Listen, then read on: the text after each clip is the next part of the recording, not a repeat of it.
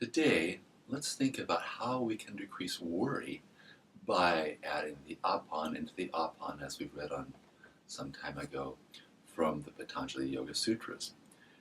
Energy flow in the body tends to be captured by the left hand and extended out through the right hand. The thumb also relates to our security, also the root chakra. Our middle finger relates to our firepower, our ability to digest, and our finger has sort of an ability for calmness. By taking the left hand and holding on to this, and worry, we can say, can be related to many things, but one of them is I'd like things to come out this way, or I'm afraid things will come out that way. Well, one way to work with that is to be non-attached. Nothing on earth can hold me. My soul, like a weightless balloon, soars upward through skies of eternal freedom. And as we hold on to that thumb, we might feel a little bit more sense of relaxedness. The shoulders drop a little bit as we find that our sense of security comes not from anything external, but from feeling deep in ourselves. And the more we can find that, then the outer world will support that security, because what's the law of magnetism? If you have security inside yourself, you will attract it outside.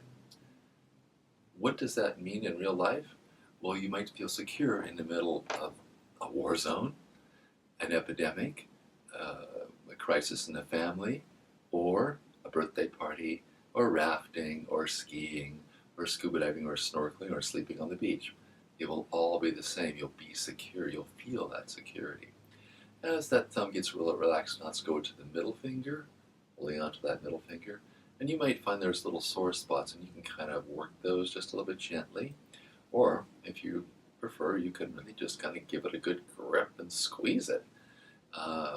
If you feel more secure and it helps your sense to squeeze harder, and it feels like the right idea for you, then it's an okay thing to do.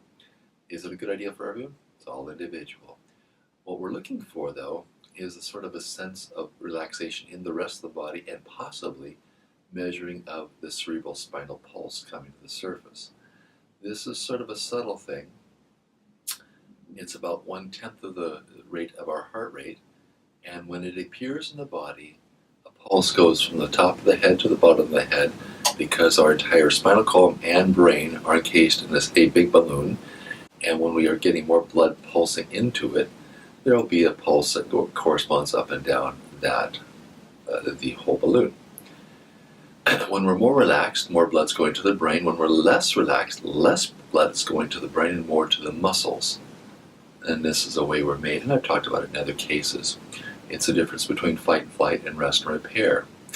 In attention deficit disorder, the frontal lobes get shut off as the person feels panic. Well, this is simply the fight and flight response. We're designed to take in information and act and react quickly, but not have a lot of deep concentration or thought. Switching back and forth makes us a more successful human being. Now we've been holding onto that middle finger for a little while, and we can do our affirmation. Nothing on earth can hold me. My soul, like a weightless balloon, soars upward through skies of eternal freedom. Now let's hold on to the little pinky finger. The pinky finger relates more to the calmness chakra. It's interesting because the center of it is calmness, and but in other traditions and other ways, the edges of the finger relate to the muscles around the heart. And if our pinky is a little bit crooked, that indicates we're trying to push our way through situations where we really don't feel the positive pull. It's not like life is pulling us. Our hearts are not engaged into it, and that makes for a crooked pinky. If we hold on to it and feel that relaxation and release all those I should be this way, I should be doing that, and find out what our heart really wants to engage in, and in a way to do these things, because you may still have to do the same things. However, if you can find inspiration to draw you into it and a real feeling inside, it will open the heart, and you'll have more energy to do whatever you need to do.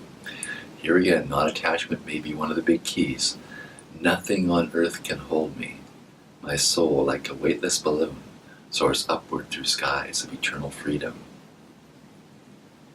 As we feel this energy, You might notice that part of your foot needs to readjust, or some this or that part of your body tends to give a little bit of a twitch, and things relax and align into a more powerful, centered position where you actually are physically stronger because your body's in alignment and all the muscles are working with the correct mechanical advantage they're designed to have, as opposed to being a little bit pulled forward out of socket by one muscle, which makes all the rest of the muscles not able to contribute and do their part.